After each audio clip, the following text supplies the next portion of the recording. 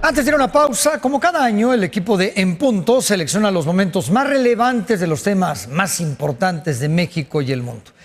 Y la crisis migrante, sin duda, es uno de ellos. Para dimensionar el tránsito de personas que pasan por nuestro país intentando llegar a Estados Unidos, entre enero y noviembre de este año se ha detenido en México a 252.526 migrantes, 206% más que lo que se registró en todo el 2020. En Chiapas se registra la mayor cantidad de migrantes detenidos, 1 de cada 4 en todo el país. Aquí los detalles. El 22 de enero, en el municipio de Camargo, Tamaulipas, fueron hallados 19 cuerpos calcinados en una camioneta, 16 de ellos migrantes guatemaltecos. Inicialmente, las autoridades estatales dijeron que se había tratado de un ajuste entre criminales, lo que fue desmentido desde el principio por los familiares. Los familiares no se dedicaban a nada porque ellos son pobres, ellos no tienen dinero, no tienen comida, cómo sobrevivir aquí, por eso ellos se fueron a buscar el sueño americano, pero lamentablemente los quitaron el sueño. Casi 2 meses después, los cuerpos de los 16 guatemaltecos fueron repatriados y recibidos con honores en Guatemala. 7 policías municipales de Escobedo, Nuevo León, así como 2 funcionarios de migración, fueron vinculados a proceso por entregar una camioneta asegurada, la misma que apareció posteriormente en Camargo con los cuerpos calcinados. En el norte del país, en la frontera de Ciudad Acuña, Coahuila, y del Río, en Texas, miles de haitianos que esperaban turno para la solicitud de asilo en Estados Unidos montaron un campamento improvisado bajo el puente internacional y se jugaban la vida cruzando el río Bravo para subsistir. Los haitianos se morían en el agua. ¿Cómo puede decir eso? El agua, se lleva el agua más fuerza para matar a los haitianos. La imagen de los oficiales de la patrulla fronteriza a caballo y con lazos, tratando de impedir la entrada de haitianos a suelo estadounidense, causó conmoción mundial. Los agentes fueron suspendidos y el gobierno de Estados Unidos ofreció una disculpa a las autoridades de Haití por el trato a los migrantes. They have created a steel barrier preventing people from being able to cross the border. Una de las constantes en las caravanas es la presencia de niños y adolescentes. Algunos relataron situaciones peligrosas que habían vivido en el llamado Tapón del Darién, en la frontera entre Colombia y Panamá, históricamente considerado una trampa mortal para aquellos migrantes que provienen de Sudamérica. ¿Cuánto tiempo es de aquí así en carreta?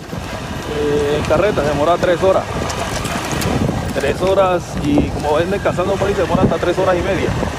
Para poder ir con el caballo que vaya un poquito descansado. Y todos los días están pasando, todos los días. Y que pasa de Colombia a Panamá es por un milagro de Dios. Que hay mucha gente que mueren y uno pasa por encima de los muertos.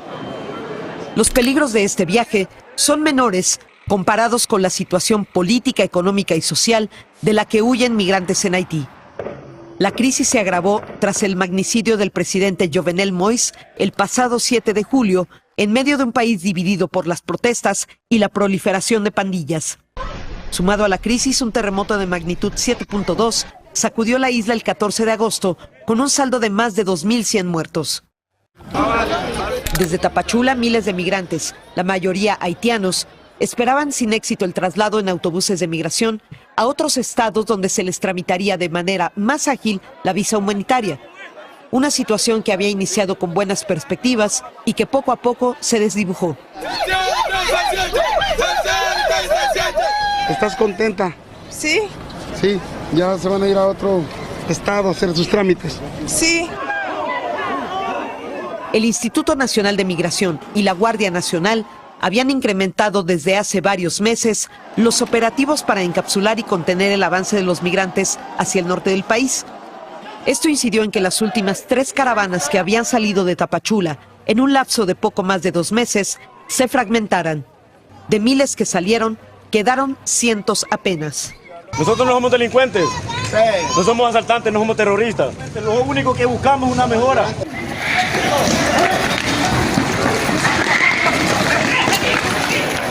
¡Sean humanos! ¡Sean humanos!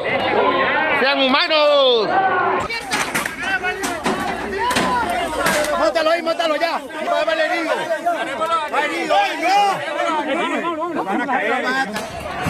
Uno de los enfrentamientos más violentos ocurrió en Pijijiapan el pasado 4 de noviembre. Un grupo de migrantes lanzó piedras y palos contra elementos de la Guardia Nacional que intentaban frenar el avance de los extranjeros. Días después, los migrantes se enfrentaron con elementos del Instituto Nacional de Migración. 2 extranjeros fueron arrollados por una camioneta oficial. ¡Lo atropelló! ¡Mira cómo lo atropelló! ¡Ay, Padre Santo, Dios de mi vida! ¡Ay, muchos muertos, muchos muertos, muchos muertos!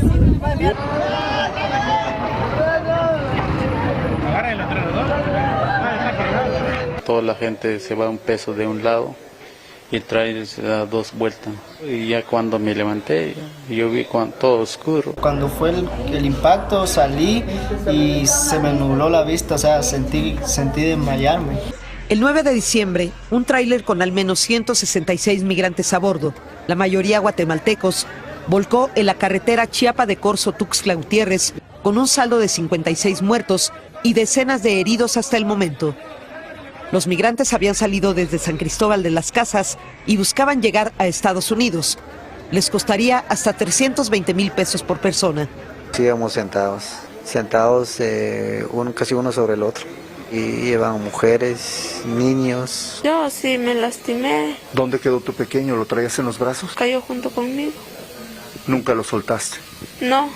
A 4 kilómetros del lugar del accidente hay un retén de la policía estatal por donde pasó el tráiler minutos antes del accidente sin ser revisado. La tragedia enlutó a Guatemala, de donde son la mayoría de las víctimas y muchos de los sobrevivientes. Todos estamos muy adoloridos por lo que pasó, porque pues fue un accidente que va a marcar por toda la historia en nuestro corazón.